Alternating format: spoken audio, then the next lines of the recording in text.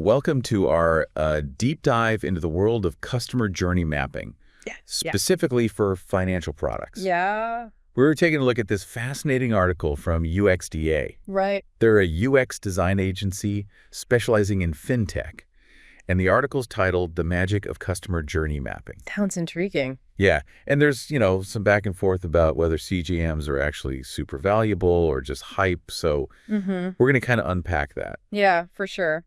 I think we should definitely explore both sides of that argument, Yeah. Look at the pros and cons. And hopefully by the end of this, everyone listening will have a really good grasp on what CGM can actually offer. Definitely. And what's really cool is this article is actually a panel discussion.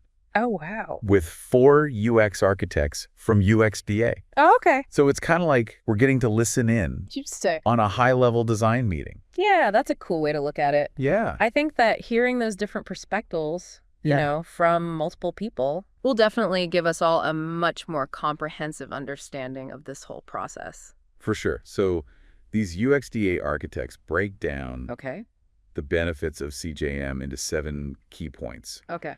And the first one that I really liked was moving from guesswork to confidence. I like that.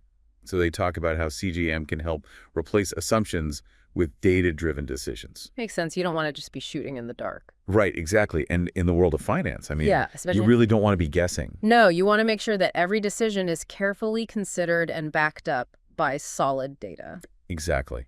And one of the architects named Inez, she had this really great analogy. She compared designing a product without data to using your phone, but it's in airplane mode.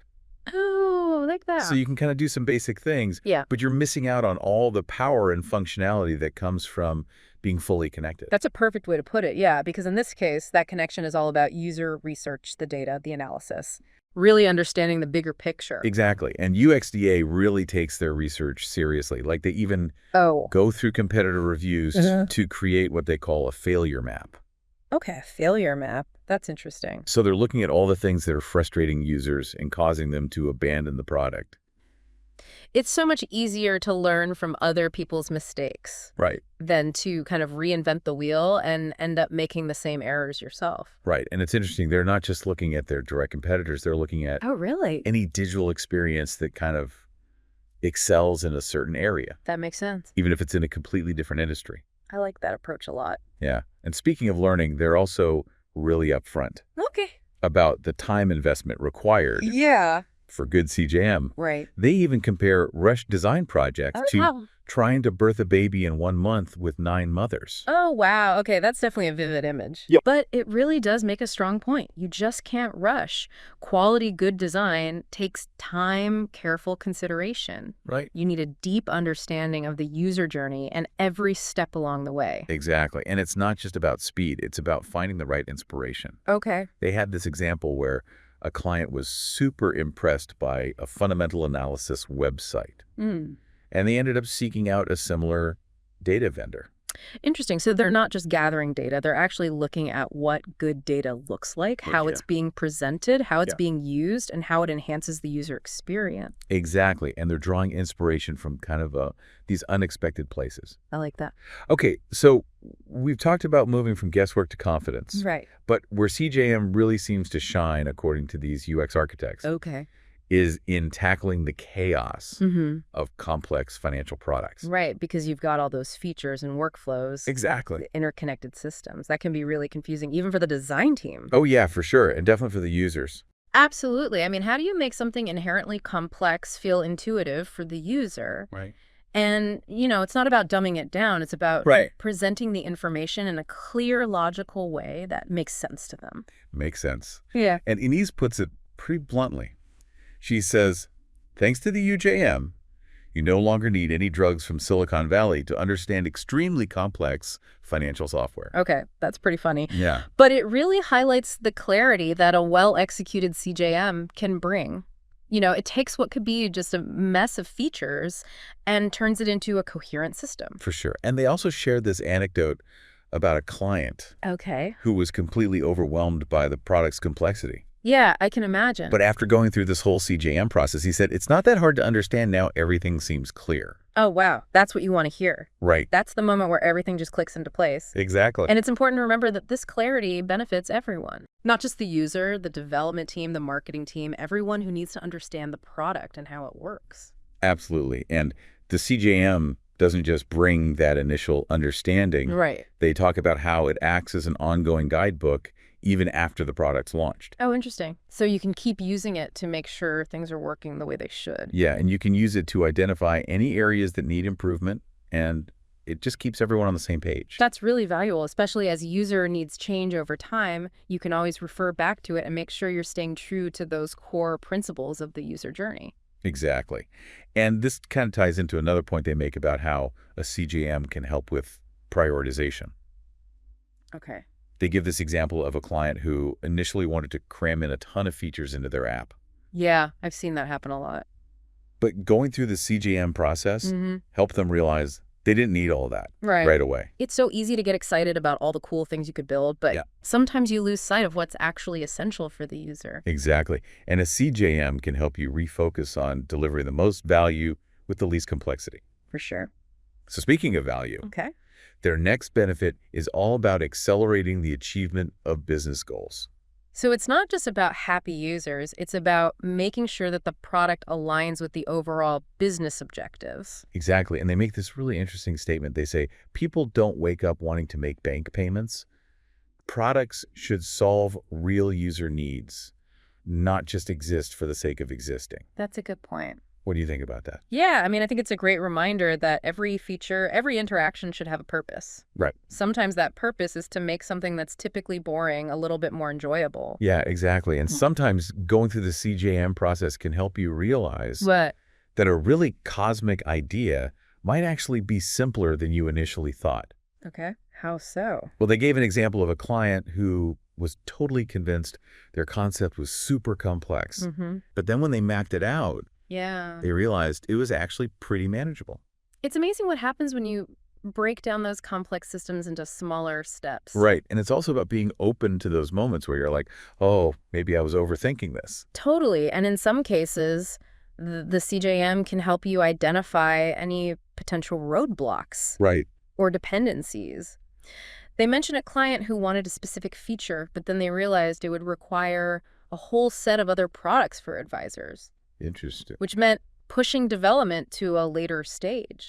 It's all about having a clear understanding of what it takes to make an idea a reality. For sure. And being realistic about what you can actually achieve within a certain time frame. Right. And they even shared a story about a client who was having doubts about their product after receiving some external criticism. Yeah, it's tough when you put your heart and soul into something and then people aren't receptive to it. Exactly. And Inez, the architect, she used this analogy of a luxury car manufacturer who's focused on the preferences of their target audience, even if it means that the product might not appeal to everyone. Yeah, you can't please everyone. Exactly. You have to have a clear understanding of who your ideal user is and design with them in mind. Absolutely. Even if that means making choices that a broader audience might not appreciate. That makes total sense. Okay, so we've talked about moving from guesswork to confidence, tackling that chaos and complexity, and aligning design with business goals. Right. But their next benefit is all about getting everyone on the same page. Which I think is so important for any team. Oh, yeah, absolutely. For any team that's working on something complex. Yeah. And they argue that a CJM can kind of act as this cure for chaos because it gives you that single source of truth that everyone can refer to. Okay, I see. So you're eliminating any conflicting interpretations or assumptions about how the product should work. And it can also help clear up those frustrating miscommunications that can derail a project. Oh, for sure. They had a story about a client's team where everyone had a completely different vision for what this product should be. Yeah, that happens a lot. Right? Everyone has their own ideas, and it can be hard to get everyone on the same page. Right. And going through that CJM process really helped them all come back down to earth. Right. Or agree on a specific direction. That's where a good facilitator can really make a difference. Oh, for sure. You know, guiding the conversation, asking the right questions, and helping the team find some common ground. Definitely. And they gave another example where a client had 3 separate teams. Okay. Working on these interconnected products. But the teams weren't aligned, so it was creating this really fragmented user experience. Ah, the siloed teams problem. Right, and the CJM really helped to kind of bridge that gap. So it's not just about internal team alignment. Right. It's also about ensuring a seamless experience across that entire product ecosystem. Exactly, even if there are multiple teams involved. Which makes me think about managing software development at a bank. Oh, yeah. It must be so complex with all the interconnected systems and departments. It definitely is, and that's why a CJM can be so valuable in that context. Okay. It helps you visualize those connections and make sure everything fits together. Right. You can identify any potential pain points where users might get lost or confused. That's a good point. And what I thought was really interesting is they emphasized that even executives benefit from participating in this CJM process. Oh, really? Yeah, which I was kind of surprised by because I feel like... Yeah, I would think they'd be more focused on that big picture strategic vision. Right, exactly. But they argue that it's important for avoiding potential panic over complex features. I see. So when executives see the full context and they understand the reasoning behind those design choices, they're less likely to freak out if things seem a little complicated. Yeah, and it's about building trust and confidence in the whole design process. Right. And helping them see the value of a user-centered approach. And it's important to remember that the CJM isn't a one-time thing. Oh, definitely. It's an iterative process you'll revisit, make changes, maybe even start over a few times. It's a living document. Right. It should evolve as you gather more data, conduct user testing, and learn more about the product. Okay, so we've talked about alignment within the team, but now they get into how CJM empowers digital transformation by shifting the focus. Features to the user, right? Exactly. That's a big shift in thinking. Yeah. Moving away from what cool things can we build to what problems are we solving for the user. Right. Really putting the user at the center of everything. They have this great example of a client bank where each department was like its own little republic. Oh, wow. Totally disconnected from the others. Yeah, the classic siloed organization. So the customer journey was fragmented and frustrating. It happens all the time. Departments get so focused on their own goals that they forget about the bigger picture. Right. The customer experience. And the CJM really helped them break down those silos and prioritize a more cohesive customer journey. It can be a powerful tool for organizational change. It forces everyone to see the customer experience from a holistic perspective. Right. You can identify those points of friction where the customer is getting bounced around or struggling to find what they need. And the CJM can also reveal when a product is asking too much from the user. Oh, yeah. Like overwhelming them with too much information. Right, or making them jump through all these hoops Yeah. to accomplish a simple task. And when you can pinpoint those pain points, then you can design better solutions. Exactly. And they even argue that executives who really embrace this customer-centered mindset gain more power. Because they're better equipped to address the real needs of their users. Exactly. It's about making informed decisions based on data and empathy. Rather than just gut feeling or what the competition's doing. Right. And they talked about this emotional breakthrough they had with one client. Okay, I'm curious about this one. So this client came to them with this powerful, innovative vision for their product. But as they started mapping things out, they realized a lot of features in the existing product were just being duplicated. Redundancy, it's a common problem. Right. And when they kind of confronted the client about it, Yeah. he just kept giving these really vague answers. Oh, like he was trying to avoid the topic. Yeah, it seemed like he was avoiding the truth, Which one? which was that some of these features just weren't necessary. Interesting. And they were cluttering up the user experience. Okay, so what happened? So finally, Inez just came right out and said, look, we can't move forward until I understand what we're trying to achieve here. Wow, she got straight to the point. And the client finally admitted that he didn't actually know the reason for some of those features. Wow. That's a big moment to admit that you don't have all the answers. Yeah, especially when you're in a leadership position. Right. It can be hard, but sometimes it's the only way to move forward. And in this case, it turned out to be a real turning point. Good. Once he admitted that, Mm-hmm. they were able to have a much more honest and productive conversation. It's a good reminder that it's okay to not know everything. Sometimes admitting those knowledge gaps can lead to better solutions. For sure. And Tamara, another architect, Okay. she highlighted how challenging it can be to shift the focus from those functional aspects of finance, like payments, accounts, loans, Right. to the actual user journey. It's about seeing the product through the eyes of the user. Exactly. What are their goals? What are their frustrations? Mm-hmm. How can you make the experience better? You have to understand that it's not just about the mechanics of the transaction, it's about their whole experience. And he's added that building that trust and openness is essential. For what? For creating a product that's truly customer-centric. For sure. Okay, so next up, we're going to dive into how CJMs can help pinpoint those areas for improvement. Right, they call these growth points. Growth points. Are you ready to unearth those hidden opportunities? Absolutely, let's do it. These growth points, as they call them, sound like those areas where you can really make a difference, you know? Yeah, I think it's about finding those opportunities to really enhance the user experience, take the product to that next level. It's like using the CJM as a treasure map. Oh, I like that. To find those hidden gems. Exactly. And one of the examples that Inez gave really stood out to me. She was talking about a user trying to take out a loan. Okay. But there were no details about the terms and conditions or the repayment process. Oh, wow. So like no fine print. Exactly. And it was making people uneasy, like they wanted to abandon the whole process. That makes sense. Financial decisions can be stressful enough. Right. Without that added layer of uncertainty. For sure, transparency is key, especially when it comes to something like a loan. People need to feel confident that they understand all the details before they commit. So by adding those crucial details, they were able to make users feel more secure. Exactly. It's a small change, but it can have a huge impact on the user's emotional state and their trust in the product. And sometimes the CJM helps you see that bigger picture. Right. And identify those areas where you can simplify things. Streamline the user experience. They had an example of this client who had been developing their product ecosystem for years, adding all these bells and whistles. Oh, wow.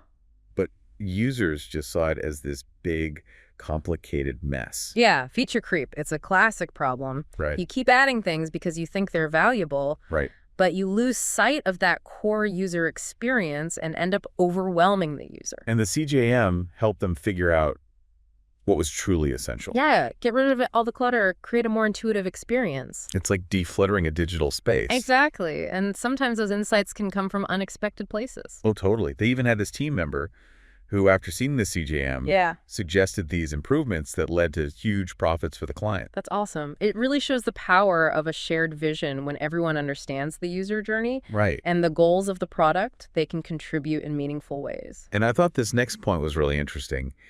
They caution against just blindly adding features because users request them. Oh, yeah, because what users say they want and what they actually need might be two different things. Exactly. They compared it to that famous Henry Ford quote.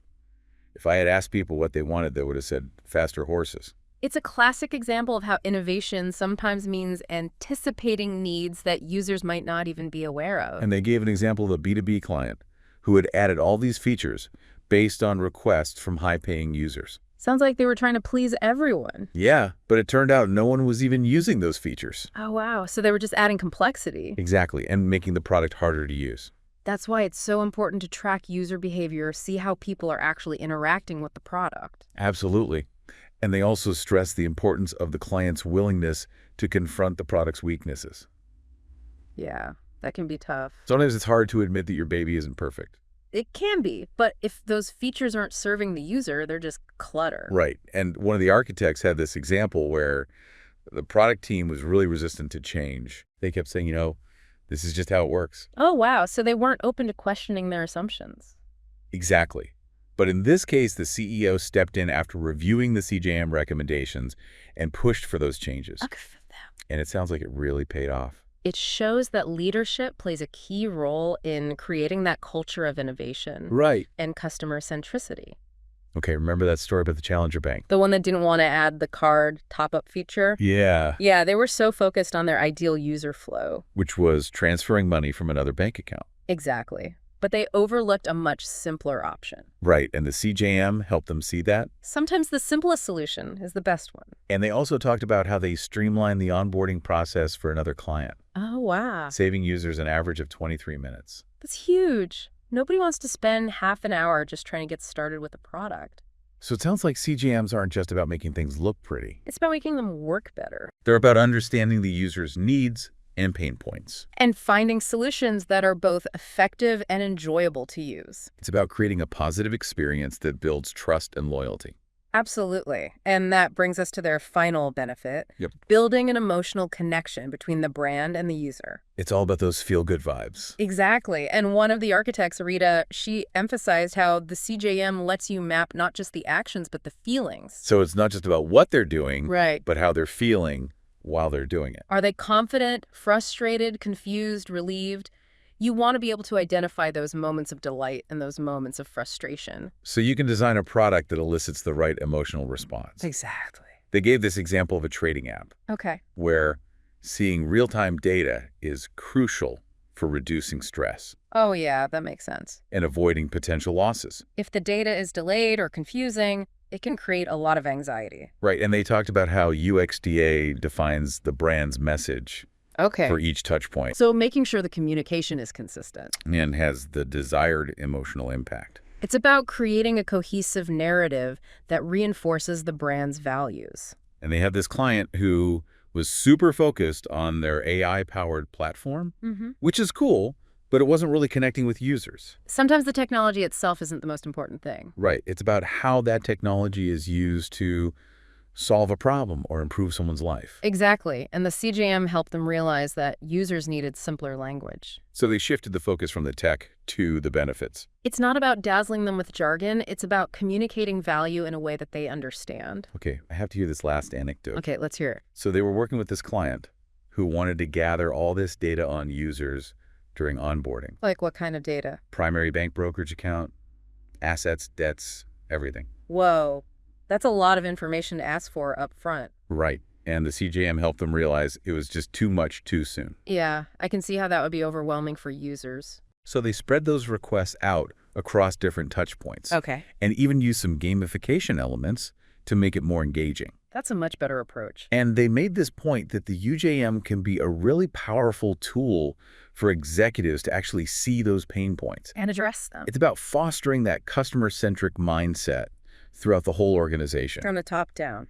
And Tamara really emphasized that it's about shifting the focus from those functional aspects of finance. Like payments and accounts. To the user's emotional journey. What are their needs, their frustrations, their aspirations?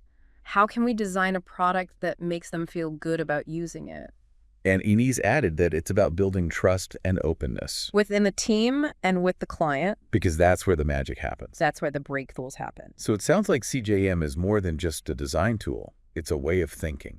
About product development business, how we interact with technology. It's a philosophy that puts the user at the center. Exactly. And that's something we can all learn from. Yeah, it really does feel like this holistic approach. Yeah. You know, taking into account not just the practical stuff, but the emotional experience as well. Right. And the UXDA architects really hit on that at the end of the discussion. They said, it's not just about pretty design, it's about customer-centered service. Yeah, it's easy to get caught up in the visuals. Especially in the digital world.